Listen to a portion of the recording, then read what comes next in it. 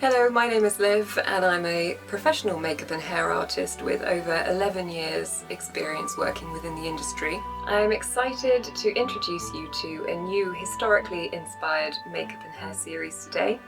We're starting with an evening look inspired by different styles from the 1860s. Our model is the lovely Kate Fenwick, who you might recognise from our Dickensian Christmas video. I will be using modern beauty products and techniques that you can try at home, as well as sharing some surprising facts about Victorian beauty practices. So let's get started. Kate's hair into a centre parting, and I'm just smoothing down this front section. Don't have to do this just because Kate's hair doesn't really want to be in this parting, so I'm just persuading it that this is definitely where it wants to be. So to start with this hairstyle, I'm going to take the front bits into sections again, but for this particular style and this period as well of history, the front sections were actually quite big and they took them quite far back, sort of to the crown. So I'm just going to section that off.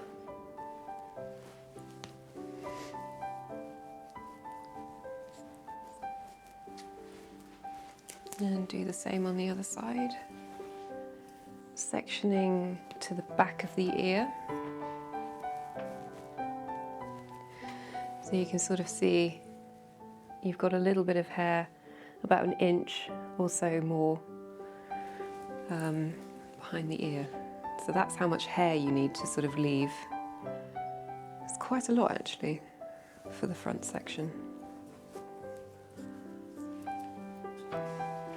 And then with this last bit of hair at the back, for now I'm just going to twist that out of the way. I'm not going to worry about that for now. So we're just going to curl the front section of hair and just let it set.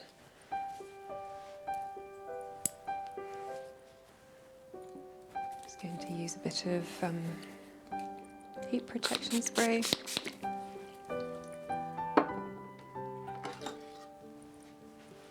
And just go through with my comb. And then with this front section, I am then going to put it into smaller sections that I can work with to curl the hair. Just clip that top bit out of the way.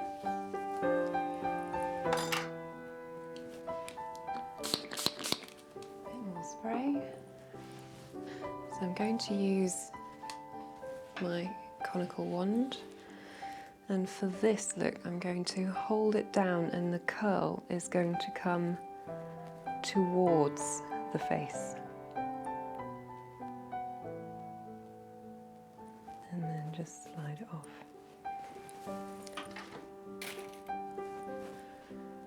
And then clip that into place. So I'm just keeping it in that direction. So the curl's coming towards the face and just pinning it there, away from the scalp. So again, you've got that lift.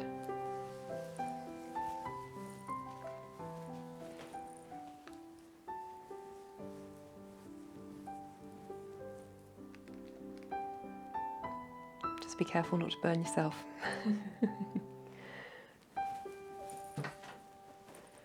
So just very gently curl that back round.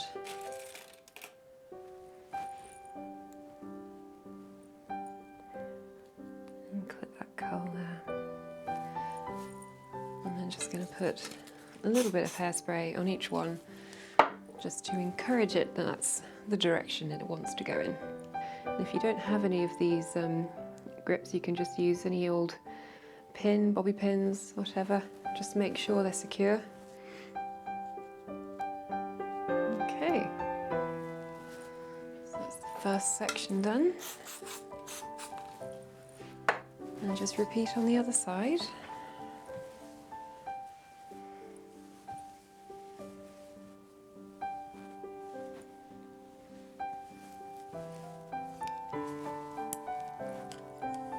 Just clip that out of the way. So you've got three 3 sections going down there. So getting some nice root lift going on there. So bringing the hair away from the face, or away from the head rather. So you get a fairly wide hairstyle at the front.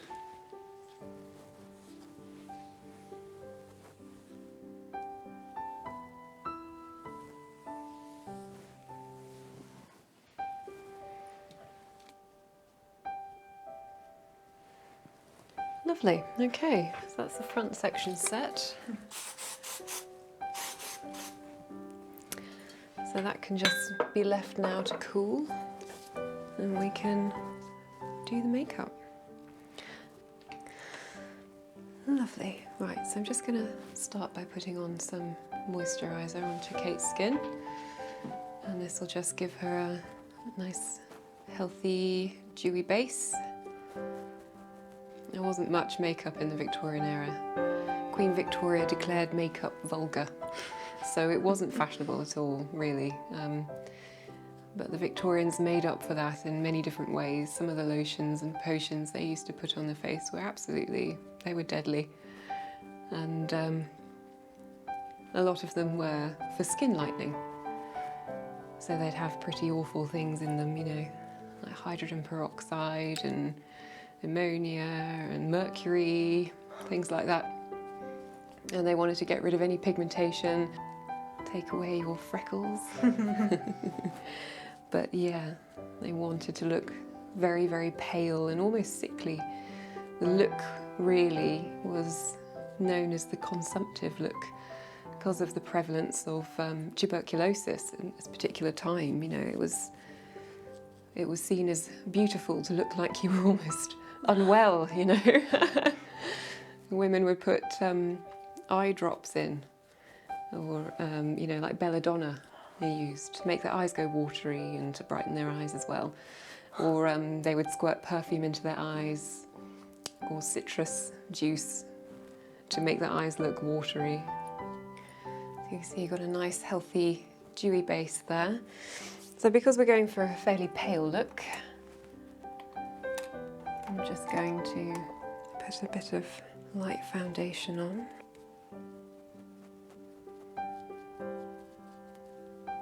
I'm just going to work this in really thin layers, really buff it out.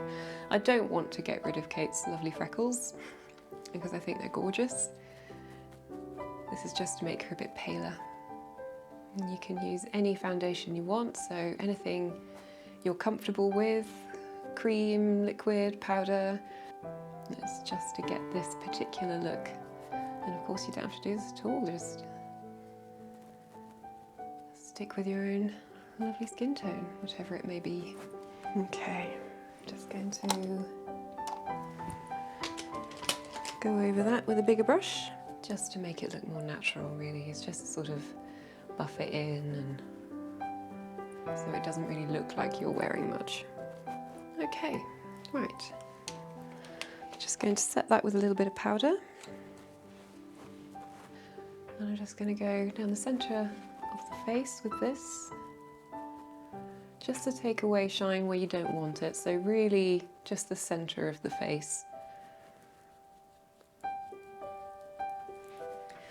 Okay, so rouge was not really worn by many ladies unless they were actresses or women of ill repute, shall we say.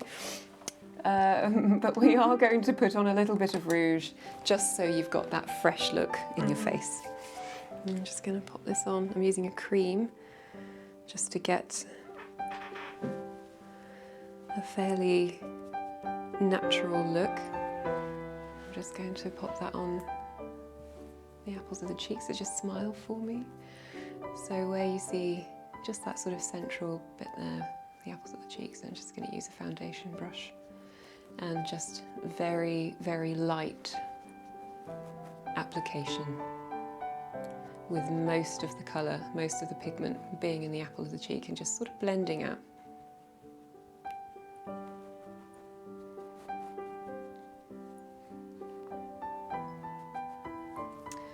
Okay, so that's a nice natural blush, and I'm just going to get that stippling brush I used again and just go over, just so there's no harsh lines, it's all seamless, it's all working together. Okay, so I'm just going to put on a little bit of balm onto your lips, and I'm going to mix it with what's left of the cream blusher just on the back of my hand. Just going to brush that on. Lip tints were often made with vermilion, a known poison. White lead paints were sometimes used on the body, called enamelling. Women had to keep fairly expressionless or the enamel would crack on their faces. This was particularly popular around the end of the Victorian era, around 1880s. Lovely. Excellent. Okay. And I'm just going to brush through the brows again, just to make sure all the hairs are going in the right direction, in the way that I want. Nothing was really done with the eyebrows. These genteel ladies didn't really do much apart from put on their favourite lotions and potions and pinch their cheeks often to get colour, and bite their lips as well in order to get colour in their lips. And that's really what most women used to do in order to get colour to the face, was just pinch their cheeks and bite their lips, yeah. Okay, so that's the makeup then. And I'm just going to give it a bit of hairspray, make sure all of the hair is going where I want it to. So give it quite sleek look. There was no real height to these particular hairstyles at this period. It was really all, if anything was going on, it was to the side of the face, and it wasn't really up here. That was later on in the Victorian era when hair got a lot of height. Okay, so I'm going to section this hair into 3, but in a kind of a triangle shape. So you've got, just taking these sections down there, so you've got the kind of triangle shape going on there. So 3 sections at the back. Let's just move those out of the way, just working with the middle one first. Then take a fairly thin hairband. I'm going to take 2 hairpins, just put one through one side and the other on that side, so you've got kind of a bungee grip there. And then I'm going to take that fairly low down, pop one pin in there, and then wrap the band around as many times as possible so you've got a nice secure ponytail. And then just pop that pin back in there. So that's one section. And then I'm going to do the same with this side. Just keep it nice and flat so it's sleek. Just holding that hair quite tight to the scalp. And just wrapping it.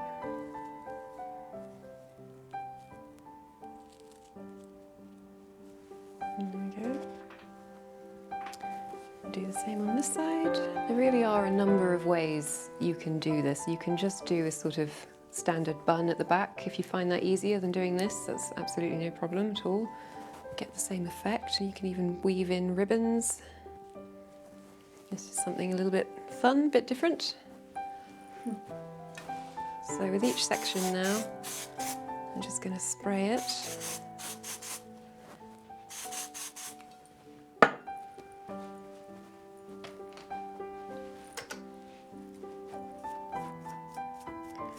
Just make sure each section is nice and smooth and neat. So So I'm just going to take the hair and just kind of roll it towards the scalp, like so. Then you can pin it.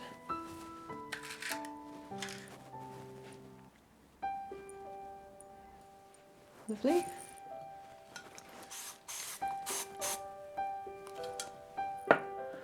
And I'm going to do that on the other sides. So yeah, always spray each section of hair first before rolling it. It just helps to keep it on your fingers when you're rolling it towards the head.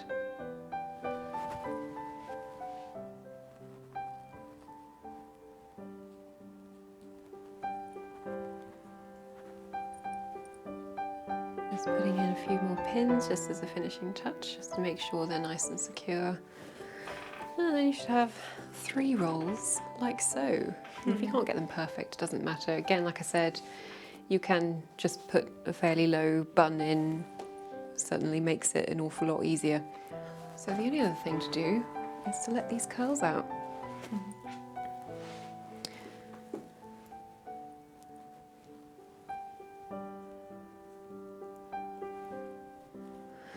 So you can see, because they're naturally now sort of falling towards the face, you've got that lovely root lift that's giving a bit more width to the face. And quite often Victorian ladies, they would do their hair, the hairstyles would kind of depend on what they were wearing. So in the 1850s, when the skirts widened and you got, you know, more hoops and things, and particularly in the 1860s you got the crinolines, women would wear wider hairstyles.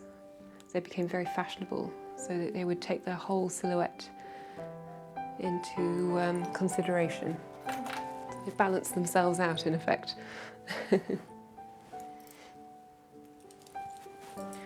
So, just going to very gently brush the tops out ever so slightly.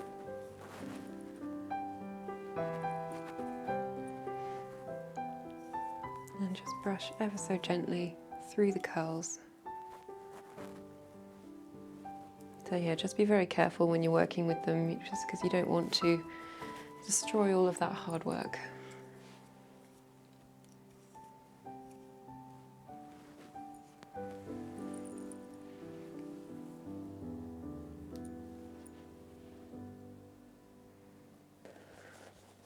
Lovely.